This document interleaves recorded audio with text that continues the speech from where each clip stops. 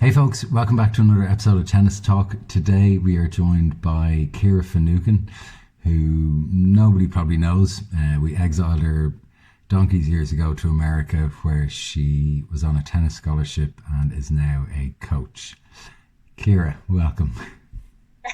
What a warm welcome. Thanks for that amazing introduction. So what is the story over there? Where in America are you at the moment? I am in Atlanta right now. Been in Atlanta for almost coming up 5 years. Okay, and what's the story there right now? Is it full lockdown or tennis coaching still happening or what? Well, I think the word lockdown is very loose terms over here in the States right now. Definitely behind of what's supposed to be going on. Yeah, we went into official lockdown on Saturday. However, golf courses and where I work, our tennis centre is still open. Thousands of people are outside and kind of just living their lives. So I think things are going to clamp down here a lot harder. Otherwise, it's going to end up like a New York situation where I am. Yeah, and I saw today the figures for America in general. They're skyrocketing by the looks of it. They are skyrocketing, tongue twister. Yeah, they are. They're going up by the thousands every single day. I've kind of tried to stop watching the news the last couple of days because it can really take you down a dark hole and suck you in. But when I looked at it, I did look at it this morning, and we were up in the. I can't even remember what our number was, but we went up over 300,000, is it? Or I don't know, I could be wrong. Yeah, that's how many are infected. Yeah. But in terms of deaths, we're up there in the high numbers. I don't know the exact figure though. And are you going to stay over there in Crazy Land, or are you going to try and come back to safe Ireland? Yeah, well, all signs are pointing to get out of here, that's for sure. So I'm kind of just weighing up my options right now. Definitely looking into coming home. I think that's where I'd rather be. Because, like I said, we're very behind in the times over here with what's going on and how people are dealing with it. And so looking into options to get home, tried to get onto the airlines. I was on hold with Aer Lingus for 2 hours before I hung up. Couldn't talk to anybody, so going to try again tomorrow and hopefully figure it out in the next couple of days. Okay. Just tell us, how did you end up in the States? I presume it was a scholarship. Yeah, exactly. Just kind of how every other Irish person comes over here, really, on a tennis scholarship. So I played at Ohio State. I was there on a scholarship for 4 years, and then after that I moved down to Florida, and I was living down there working in an academy, coaching juniors, and then I got into college coaching myself for a few years, moved back up to Ohio, was coaching there, and then coached in Philadelphia at UPenn. That was kind of short-lived because I ended up getting pretty badly injured, so that kind of was a bit of a career ender in that regard, and then moved back down to Florida and was down there. I was going to ask you about that. It's the most unusual tennis injury I've heard about. You were, am I right in saying you were literally hitting one day and going to hit a backhand and you broke your back in a gazillion different places? Yeah, I'm not really sure if you could recreate it if you tried. But yeah, definitely hit a backhand, and I think that's maybe the last backhand I've ever hit in my life. So yeah, I was hitting with one of the girls on the team, and it was just a routine shot. If I maybe took one more step, everything would have been fine, but I maybe just reached for the ball and ended up dislocating my hip and breaking my back, herniating the disc, and then severing a nerve all the way up my spine. So right. Yeah, how long were you out for? It was a full year in an extensive rehab program. I was basically in a rehab facility for injury rehab, not rehab. Yeah. For 6 days, and I was going 3 or 4 hours a day for almost a year. Wow. Well, at least that might give you a bit of prep for what's about to come with the lockdown. Yeah, exactly. But I mean, yeah, definitely. Resilience, it has definitely gave me that, if nothing else. So I was hoping that those days were gone. Yeah. And I know we were chatting on the phone earlier about well, basically one of my quiz questions the other day was how many American men are in the top 20. I know we're changing tact a bit, but I'm kind of curious about why there is no American men in the top 20, and they obviously had a heyday with Agassi, Sampras, Courier, before that Connors, etc. And I mean, are the American tennis public over there, surely they must be thinking, what's the story with American men? Why don't we have any in the top 5, 10, 20? Do you have a take on that, or? Sorry, my dog wants to say hello. Put the dog on. He might have an opinion. Yeah, right. She probably has a better answer than I do. She says no comments at this time. Okay. I mean, definitely the tennis system. You would think that they would be producing a lot more than they are. I work at a tennis academy here, and definitely just kind of the American mentality. With these junior kids now is more of like just try hard and everybody gets a trophy kind of mentality. I don't think there's the grit that you used to see, especially like always the Eastern Europeans growing up. They were always had the drive and the grit, and they were playing for something bigger than just playing just to play. It was always for something more. So I think from that regard, or if the kids have talent, then maybe they don't have the drive with the talent. I think it's a combination of everything that's just lacking over here.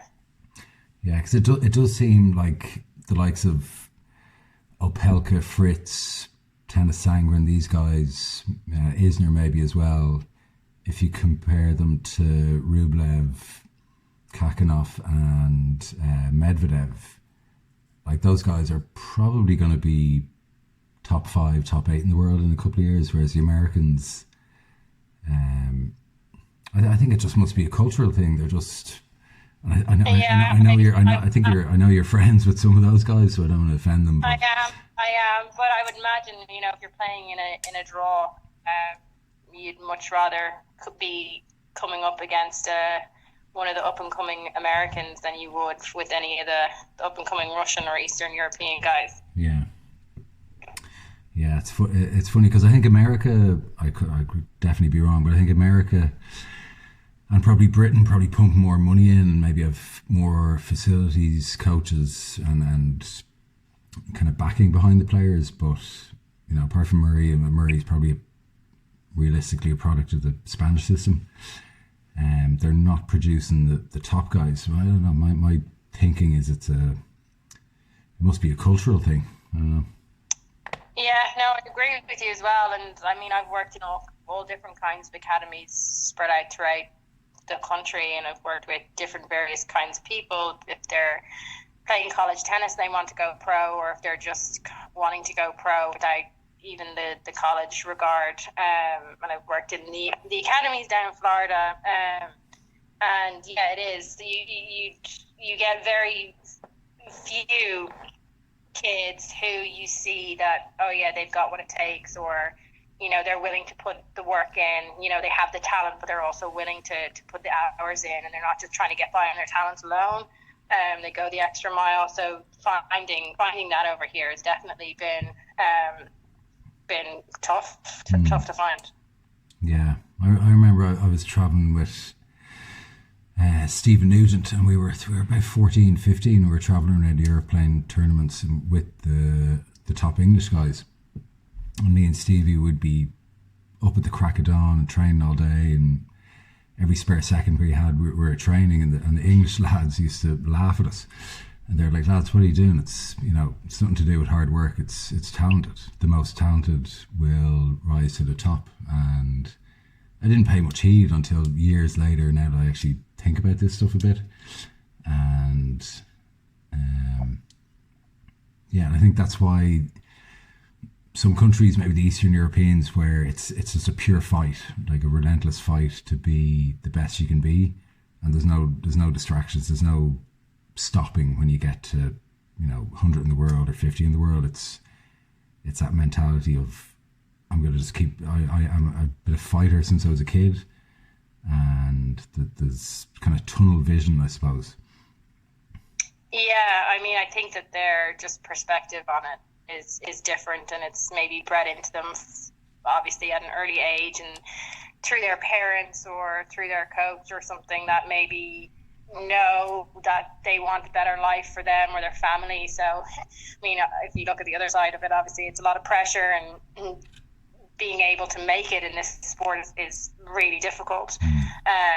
But I think that's kind of instilled in them when they're starting out, and if they have that talent, then they're pushed extra hard, and they're playing for something more than just the love of the sport.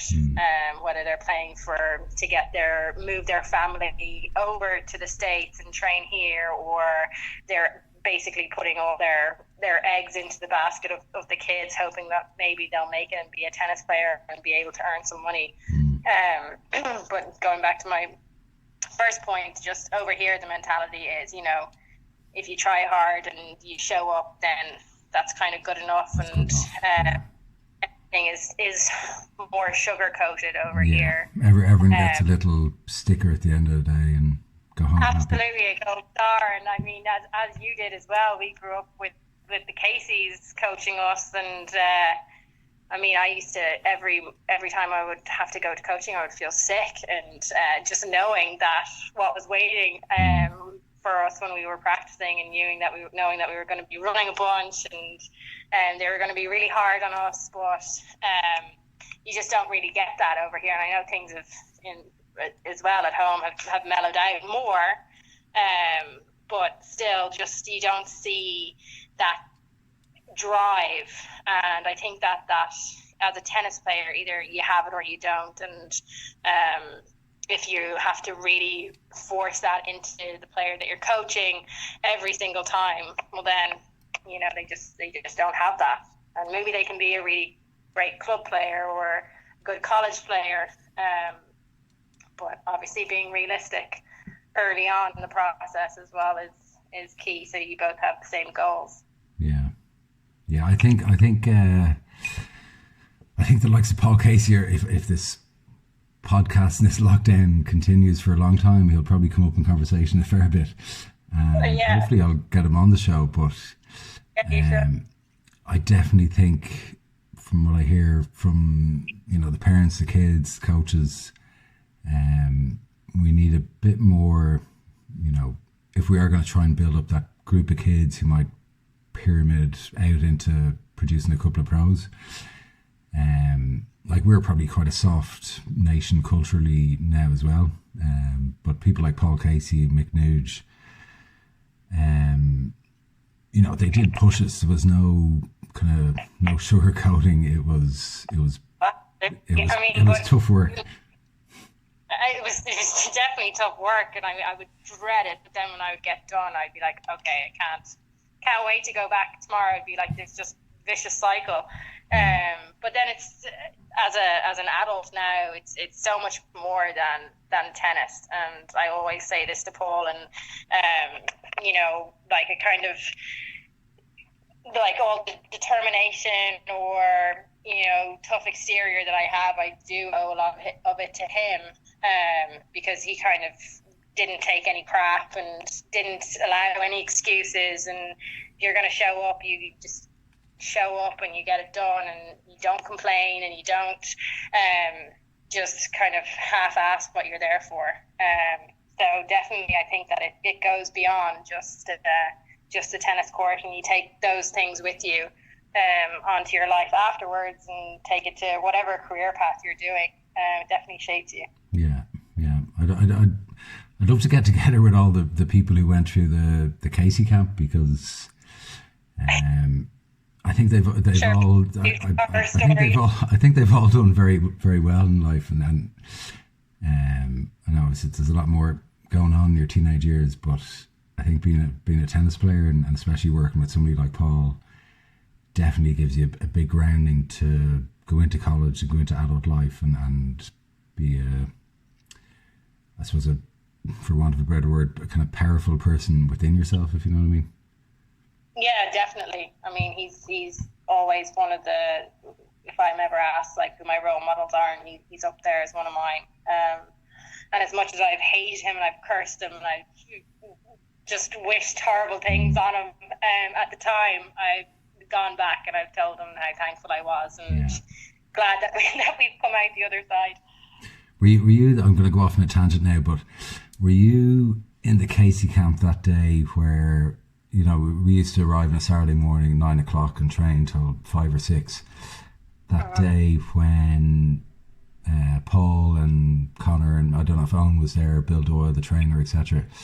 They all just sat upstairs and didn't come out onto the courts all day, and everyone was like, "What's happening here?" So we all just kind of hit balls around the place and talked about why our coaches weren't coaching us. And at the end of the day, he brought us all up, and there was an envelope on the table. And the envelope said, he opened it, and the envelope said, if anyone takes charge of the group for the day and says, right, look, obviously there's something up with the coaches, I'm going to decide, look, we do these drills, we do this match play, and this is how we organise the day. And the note said that if anyone actually did that, they'd get the whole year's worth of coaching for free. Were you there, or were you? No, I think that was before my time of the Casey camp. Are you that young? No, I think just you're that old, maybe. Yeah, but yeah, no, little things like that are, you know, I doubt there's any coach in the country who would be doing that type of thing, but it's a good character builder. It's a good. Oh, definitely. I'll never forget one of my. I mean, I'll remember this till the day I die. They gave a bunch of handouts on momentum situations, momentum play, and so we were supposed to study these sheets, obviously in great depth. And I had missed the previous coaching session. I think I was sick or something, and I show up to the course. I'm like, hey guys, and everybody's upstairs, and he's like, we're doing a test on the handout, and I was like, well, I didn't get a handout, and Paul's like, so what? It's just like school, you have to go and find out what your homework is. You should have got it. Yeah, obviously, lesson learned. But and so when the Casey camp was up in Kiltiernan, I think if you did a lap of the resort, it would be half a mile. Is that right? Could probably, yeah, about half a mile, I'd say, yeah. Yeah, so I think for every question you got wrong was a lap. Right. Needless to say, I mean, I got all my questions wrong because I had no clue what they were even talking about. It wasn't even stuff that you could make up. Like, they were asking questions about, like, what was the number on the printout page. Yeah. So I got all my questions wrong, I think bar a few, because I might have cheated off Barry King or Gareth Dorn or something. And I think I had to run, it was 17 laps of the hotel. And then I came in finally, 3 hours later, and we were doing shoulder high forehands, and I was told to go to Owen's court, and I tried to hit one ball and I completely whiffed it, almost fell over, and Owen told me to go and take a lap because it didn't make contact with the ball. Yeah, so I think that day Barry King, he had to do like 21 laps or something like that. So yeah, you definitely remember that, and you take that with you for life. Yeah, that's. So what did it come? It's come to something. Yeah, it might be only people who did the Casey camp will understand this, but these were laps around the hotel in Kiltiernan, if anyone knows them. And on the downslope, it's so sharp that your legs are just flailing beneath you, like Michael Flatley is just we had to learn the art of staying upright running down those hills. And then when you're running up, it's full incline, so you feel like you're going nowhere. Yeah, and somebody told me recently they found a little hiding places they used to hide for a few laps, but I won't. Me that told you that, and I told you because you knew the shortcut. No, I didn't. Paul made me do more laps. No, you were definitely in the system for sure. But then I remember I was running one day, and all of a sudden I hear this voice coming from a bush, and it was Lee Walsh, and she was in there, and she was like, "Oh yeah, this is how much time we have to wait to make it look like we've done the full lap." So we'd be at the end of the kind of Casey Camp era. We had everything kind of figured out, and so when we were told to go for a lap at the hotel, we were like, "Oh, lovely! We get a 10-minute break in the bush." Yeah, sounds good. Yeah. So. Yeah, but I think what we're both getting at is that, well, I suppose in simple terms, Paul was a great coach, but he was a great mentor and tough as nails. And I think that's something a lot of us have lost, that ability to be super tough with each other. And yeah, that's kind of the coaching mentality that I've tried to bring over here, because that's kind of all I've known when I went to college as well. My coach was quite tough, so that's kind of all I know. So trying to bring that over here has been obviously difficult. So I guess just from a coaching perspective, it's just knowing what you can get out of your students and knowing kind of realistically what their goals can be, and then just pushing them as hard as you can towards whatever that is. But yeah, it's been a learning curve for sure over here. Yeah. All right, Ciara, quiz time. Ready? All right, let's do it. What type of string is Luxilon Alupower Big Banger? I spent a lot of hours working in your shop over Christmas, so I should definitely know the answer to this. You did. Getting paid more than you should have. Come on now. Poly? It's a polyester, but yeah, I'll give you that. Question 2. Out of the big four, Federer, Nadal, Djokovic and Murray, which two have never played each other in a Grand Slam final? Which two have never played each other? Murray, Nadal? Correct. What is Serena Williams' coach's name? Oh God, I'm definitely going to butcher his last name. Patrick Montegro. Am I close? I'm tempted not to give you that. You know what I mean. Patrick, now I'm afraid I'm going to butcher his name. Moratoglu, I presume is how it's pronounced. But anyway, you get the point. Question 4. What colour were the tennis balls in Wimbledon before they were changed to green tennis balls?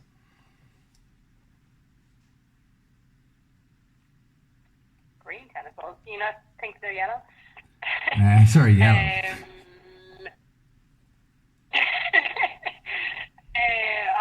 White? Yeah. Question 5. What age is Roger Federer?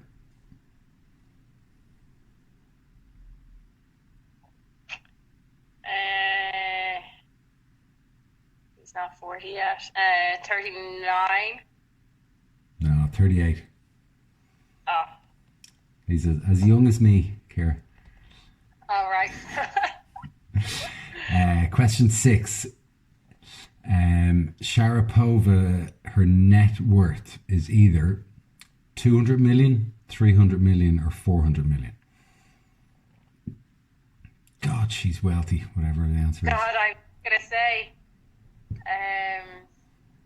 300? No, 200. Kind of a trick question.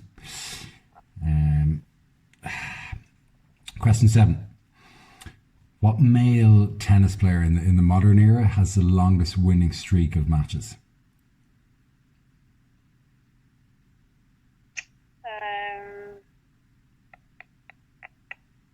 Nadal? No, Djokovic. 43 matches between 2010 and 2011, which is a bit of a joke. Wow. Okay, next question. This is a bit of a funky question. Now listen closely.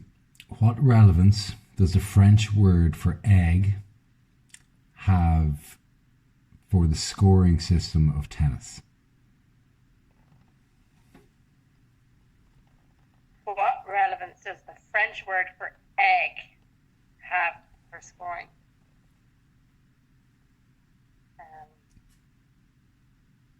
I haven't a bog. No clue. So, yeah, maybe not a good quiz question, but the French word for egg is ouf. So apparently, because they said that was their equivalent of zero, because an egg is shaped like a zero. So I think when it transitioned up to Britain, they called it, instead of oof, it was love. And yeah, anyway. All right, good to know. My critics are going to be texting me tomorrow. That was a great question. Thanks Yes, sozzles. Next question. What brand of tennis racket did Andre Agassi use before he switched to head?